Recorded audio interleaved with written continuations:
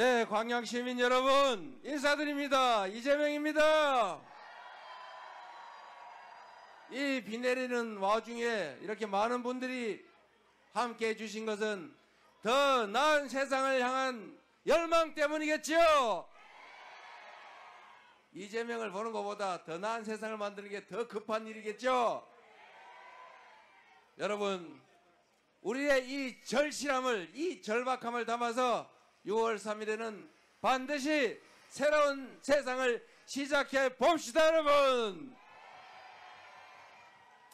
제가 이순신의 길이라는 이름으로 이순신 장군이 이 활약했던 이 남해안을 따라서 제가 유세를 다니고 있습니다. 이 비가 이렇게 내리는데도 이렇게 많은 분들이 함께 해주시니 이순신 장군도 감옥하셔서 새로운 나라를 꼭 만들어 주실 것 같습니다. 저 혼자만 비를 피해서 이렇게 서 있으니까 죄송스럽긴 합니다, 여러분.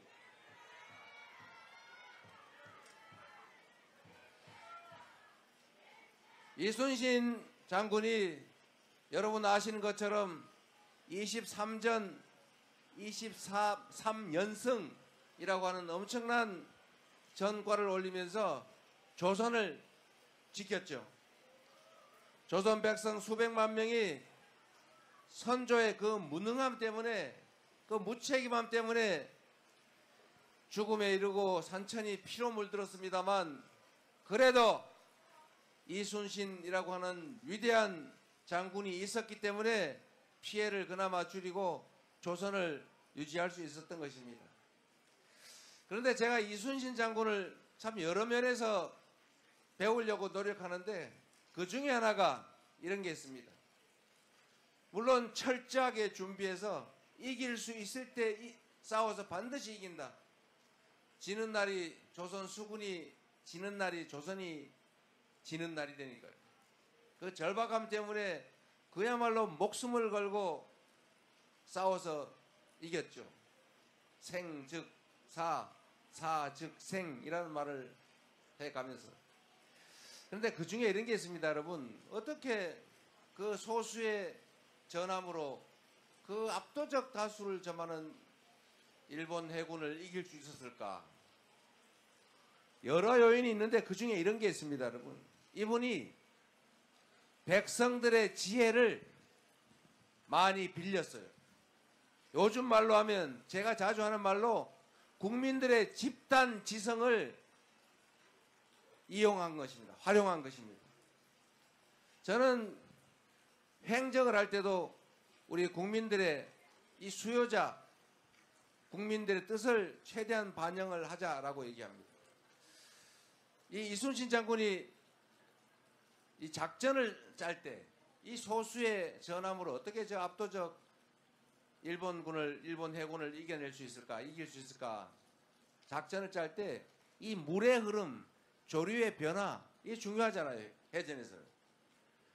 그래서 이 동네 소위 원로 어부들, 이 동네 원로 어부들 얘기들을 많이 들었어요, 다니면서. 귀를 들이기 때문에. 아, 여기는 어떤 흐름이 있습니까? 여기는 어떤 조류가 얼마나 강합니까? 여기에 빠지면 어떻게 됩니까? 이런 걸 다 들은 다음에 그 조류, 시간, 시기, 이걸 딱 맞춰가지고 작전 계획을 철저하게 짠 다음에 이긴 거예요. 대한민국은 민주공화국이라고 말하고 우리는 민주주의를 자주 말합니다. 여기서 가장 핵심은 바로 국민이죠. 나라가 존재하는 이유가 뭡니까?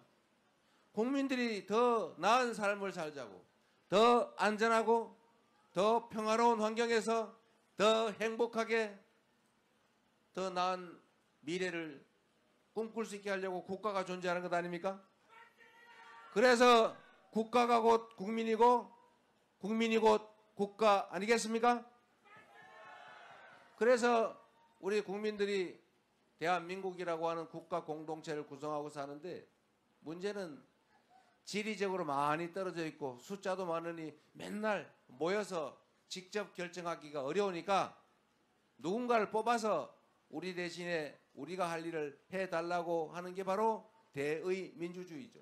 뭐 다 아는 얘기인데 이 대의 민주주의의 대리 체제, 대의 체제의 제일 꼭지점에 있는 존재가 바로 대통령이죠. 이 대통령은 누가 스스로 착각하는 것처럼 왕이 아닙니다. 통치자가 아니죠. 지배자가 아닙니다. 심부름꾼이죠. 대리인이죠. 일꾼일 뿐이지 않습니까? 그리고 이 대통령을 정점으로 뭐 국회도 있고 사법부도 있고 공무원이 100만 이상 있습니다. 각 계급이 있죠. 뭐 장관부터 쭉 말단 구급 공무원까지. 그런데 여러분 정말로 중요한 것은 이 공직자들이 왜 존재하느냐에 대해서 가끔씩 잊어버립니다. 내가 시험 잘 봤으니까, 내가 딴 거 내 거지, 내가 선거에서 이겼으니까 권력은 내 거지, 이렇게 착각을 해가지고 그 자기가 권력을 행사하는 대상을 피지배자로 여깁니다. 착각에 빠지는 거예요. 자기가 높은 의자에 앉았으니까 내가 진짜 높은 사람인 줄 착각하는 거죠. 그런데 절대로 잊어버리지 말아야 될 것은 그냥 가장 높이 있는 우리 국민들을 위해서 열심히 일하는데 일하는 대리인 중에 약간 높은 자리에 있는 거죠. 맞습니까, 여러분? 대리인 일꾼 중에 약간 높은 자리를 만들어주는데 착각을 해가지고 주인보다 높은 자리인 줄 아는 그런 자들이 있습니다, 여러분. 절대로 그렇게 허용하면 안 되겠죠? 이게 딱 부뚜막에 올라간 버릇 나쁜 고양이 같은 거죠. 고양이 미안합니다, 야옹. 버르장머리를 고쳐놔야 돼요. 평소에 국민을 우수히 여기거나 업수히 여기는 이 엉덩이에 뿔난 공직자 대리인들, 당신들은 높은 지배자, 통치자가 아니고 국민을 위해 국민이 맡긴 일을 하는 국민의 심부름꾼, 일꾼, 대리인, 머슴 이다라고 우리가 자주 지적해줘야 되고, 이 머슴과 일꾼의 위치를 벗어나서 주인 위에 자기들이 지배자로 착각하면 반드시 응징을, 책임을 물어줘야 된다. 맞습니까, 여러분? 이 자기 위치를 착각한 사람 중에 하나가 윤모 전 대통령이시죠. 제가 수없이 얘기했지만 대통령은 왕이 아니다. 일꾼들 중에 지휘 계급이 제일 높은 사람이다. 국민을 하늘로 섬기고 모든 권력은 국민으로부터 온 것이고 내가 쓰는 모든 돈은 국민이 피땀 흘려서 맡겨놓으면서 국민을 위해 쓰라고 한 돈이다. 고스톱 쳐서 딴 당신의 것이 아니다 라고 얘기했죠. 그랬더니 이거 혹시 고스톱판 끝나면 뺏기는 거 아니야? 영원히 그냥 왕 노릇해야지 하다가 한 게 저는 계엄이었다고 생각합니다.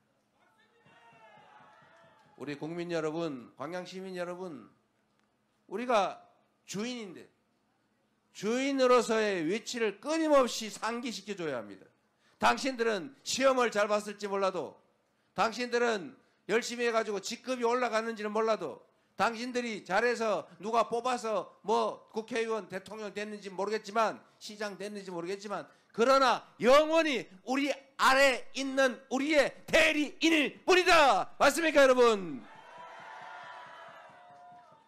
끊임없이 경계하고 끊임없이 책임을 물어서 끊임없이 위치를 확인해야 합니다. 권력의 순위는 대통령, 국회 이렇게 있는 게 아니고 1번 국민의 권력이 있는 거죠. 밑에 선출 권력, 밑에 임명 권력이 있는 것이다. 맞습니까? 의자가 높다고 해서 결코 당신들이 국민 위에 있는 게 아니다. 6월 3일 우리가 이 사실을 확실하게 보여줍시다, 여러분. 그리고 6월 3일에 여러분의 대리인으로서 여러분의 대리인들을 잘 지휘해서 여러분이 맡긴 권력과 예산을 오로지 여러분을 위해서만 잘 쓸 준비된 훈련된 유능한 충직한 일꾼 누굽니까 여러분?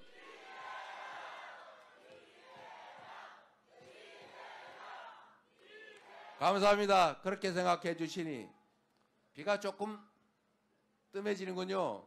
제가 빨리 끝내고 우리 기다리시는 분들 고생시키지 말라고 하던데 이제 그만할까요? 비가 조금 덜 내리니까 자, 정치를 우리가 왜 합니까? 다 우리 잘 먹고 잘 살자고 하는 일이죠. 등 따시고 배부르게 해달라고 우리가 정치하는 것 아닙니까? 정치는 정치인들이 하는 것 같아도 누가 한다고요? 국민이 하는 거죠. 국민이 정치의 주체입니다. 정치는 정치인들을 국민이 뽑아서 국민이 하는 거죠. 아, 책도 있죠. 제가 전에는 이재명은 합니다 그랬다가 요즘은 국민이 합니다로 바꿨어요. 사인도 많이 해드려야 되는데 미안합니다.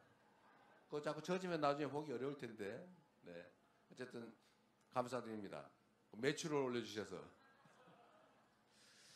이 광양이 이 제철 산업이 매우 중요한데 요즘 중국 때문에 어렵죠. 뭐 중국의 잘못은 아니고 어쨌든 우리가 경쟁 관계에서 이제 중국의 추격을 따돌리기가 좀 어려워졌습니다. 똑같은 방식으로는 어렵고 새로운 방식으로 우리가 앞서가야죠.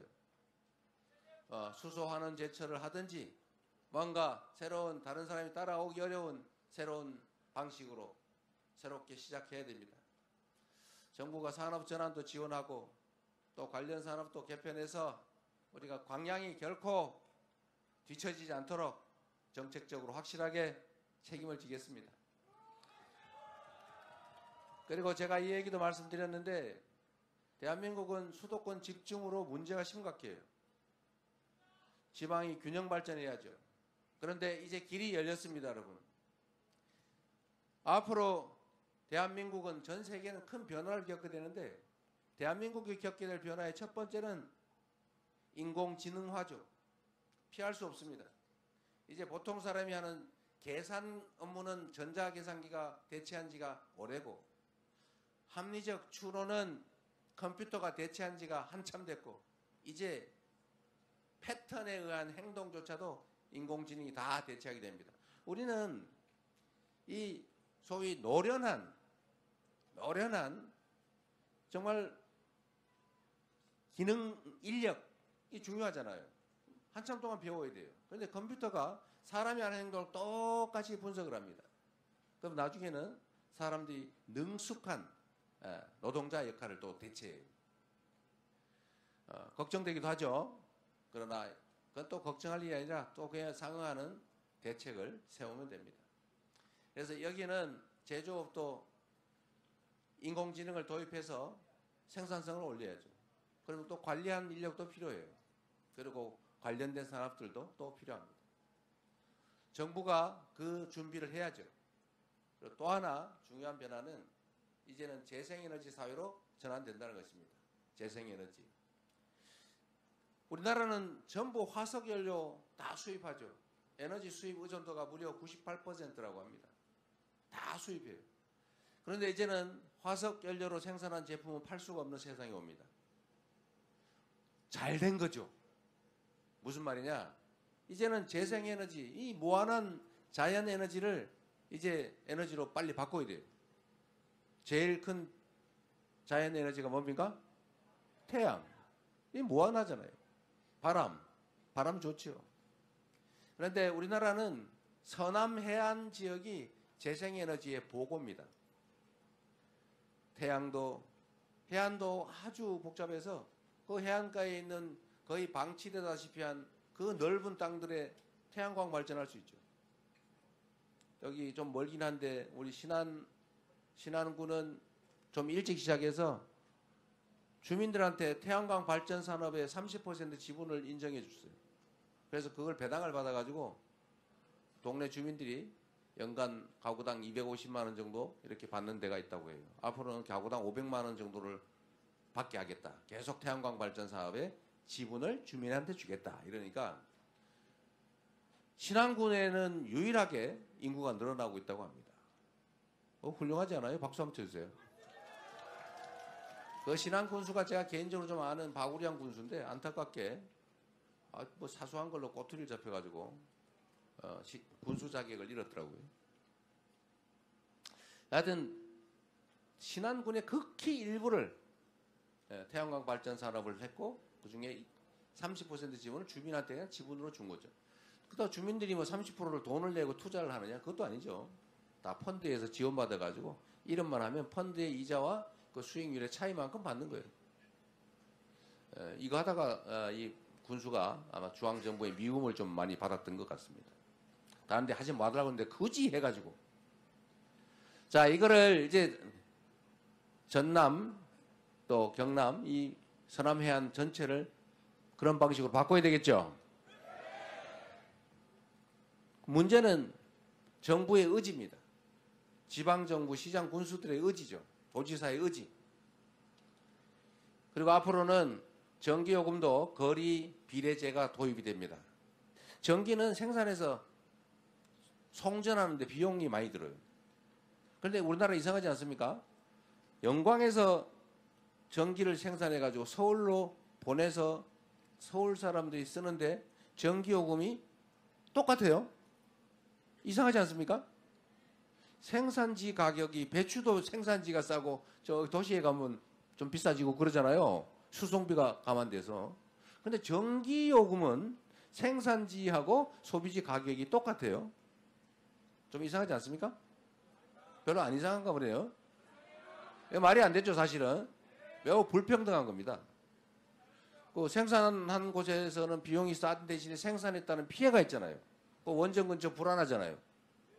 화력발전소 근처 불안하죠. 공기 오염되죠. 어쨌든 그런 것들을 감안하면 이제는 생산지와 이제 소비지, 그 수송 비용, 송전 비용을 감안해서 전기요금을 차등화하는 법이 곧 이미 도입됐어요.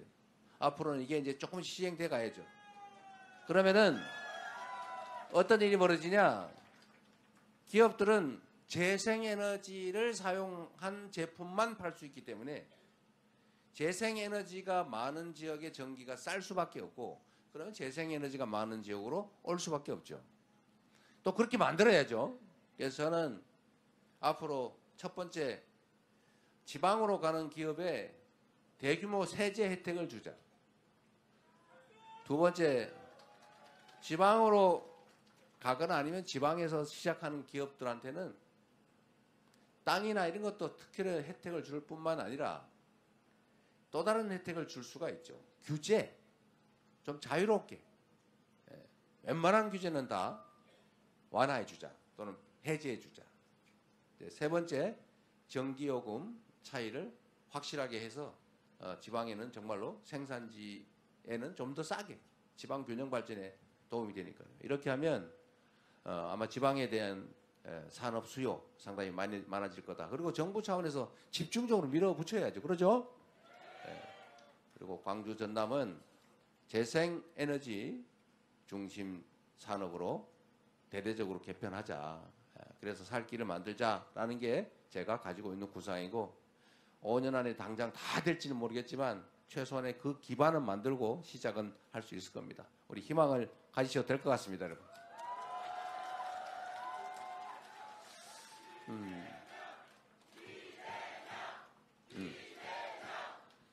그리고 여러분 비가 안 오니까 얘기 좀 해도 되죠 이제. 네. 그리고 여러분 대한민국 경제가 많이 어렵다고 해요. 그리고 실제로 전 세계적으로 위기가 도래하고 있죠. 전 세계적으로 성장률이 떨어지고 있습니다.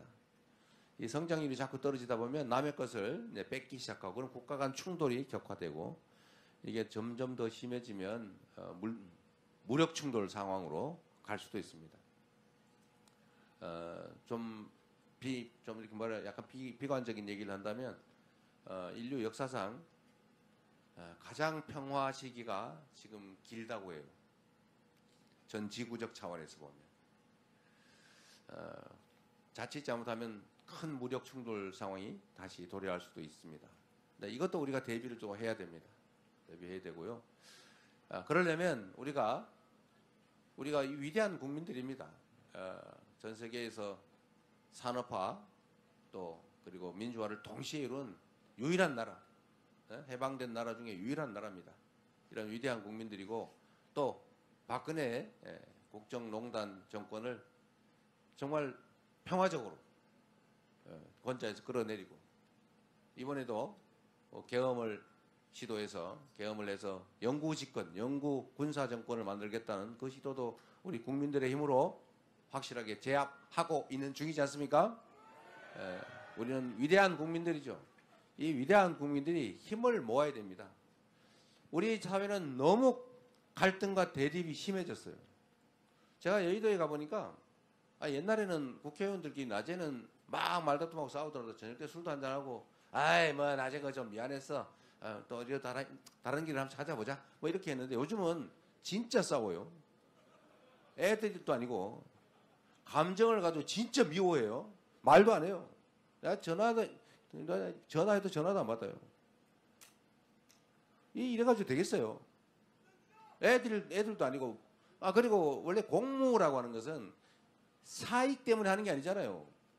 자기가 주장하는 게 잘 안 되더라도 정상적인 정치라면 자기가 주장하는 바 모든 것들이 다 공익에 관계된 거잖아요. 즉 자기의 개인적 이해관계와 관계가 없어야 되는 거 아닙니까? 그러면 자기 의사가 관철이 안 되더라도 화낼 필요가 없잖아요. 뭐 남의 일인데. 너무 충성스러워서 그런 건가요? 아니죠.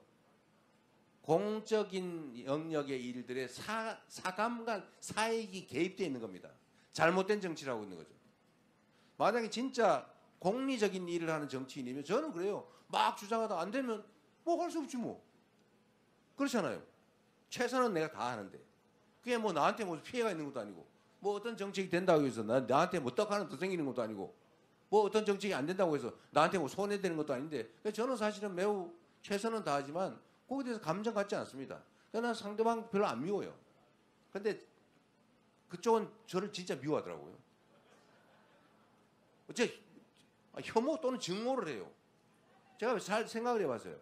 이게 공사구별이 안 돼서 그런 거구나. 뭘 하든지 사익이 개입되어 있구나 이 생각을 하게 됐어요. 그러나 그건 정치인들에 관한 얘기고 우리 국민들 입장에서는 그 정치인들 따라서 같이 편먹고 편나눠서 싸우고 죽이려고 그러고 그럴 필요 없지 않습니까? 우리가 왜 그래야 됩니까?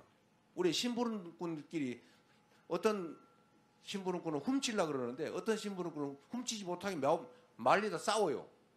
그런다고 주인들이 편을 갈라가지고 야 빨간 무슨 편 파란 무슨 편 나눠가지고 막 주인이 왜 싸웁니까? 그럴 필요가 없는 거죠. 그래서 우리는 정치인들이 편을 나눠 싸우더라도 국민들은 편을 나눠 싸우지 말자.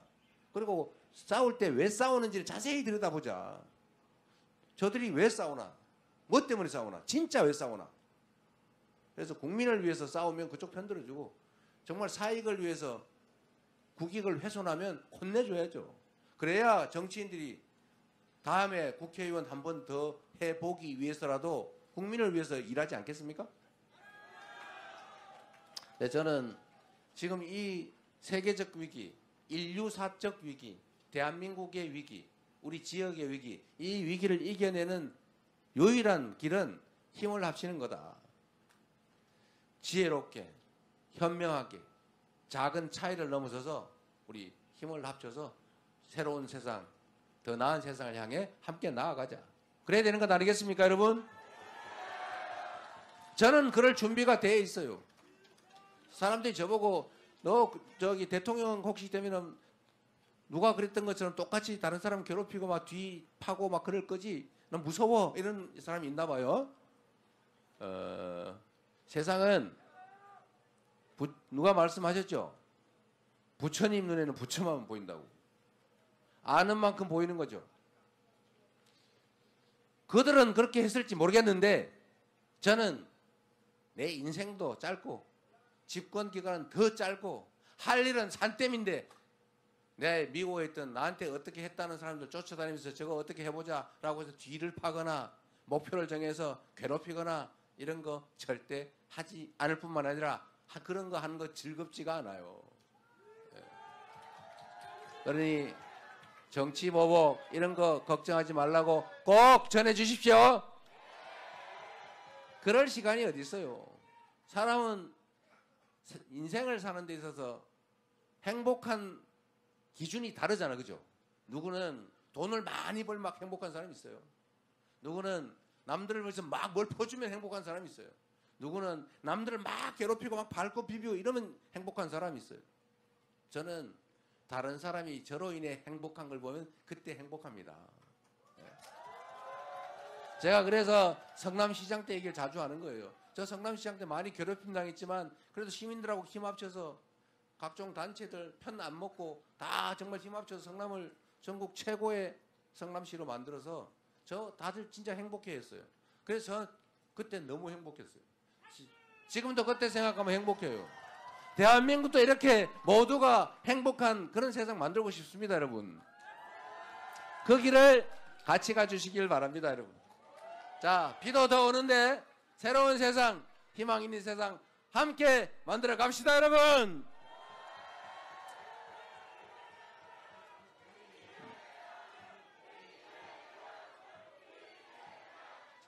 준비된 충직한 일꾼, 훈련된 대통령 후보 이재명한테 기회를 주시면 전혀 새로운 대한민국을 만들어서 여러분께 보답드리겠습니다. 고맙습니다. 지금은 이재명입니다. 고맙습니다. 이재명 대통령! 이재명! 이재명! 저희 잠깐 포토타임을 위해서 우리 우산을 잠깐 접어주시면 더 좋은 그림이 나올 것 같습니다. 감사합니다. 고맙습니다. 진짜 대한민국 국민이 주인 된 나라 이재명 대통령과 함께 만들어 가겠습니다. 우산 잠시만 접어주시면 좋은 사진 나올 것 같습니다. 이재명 대통령! 이재명 대통령!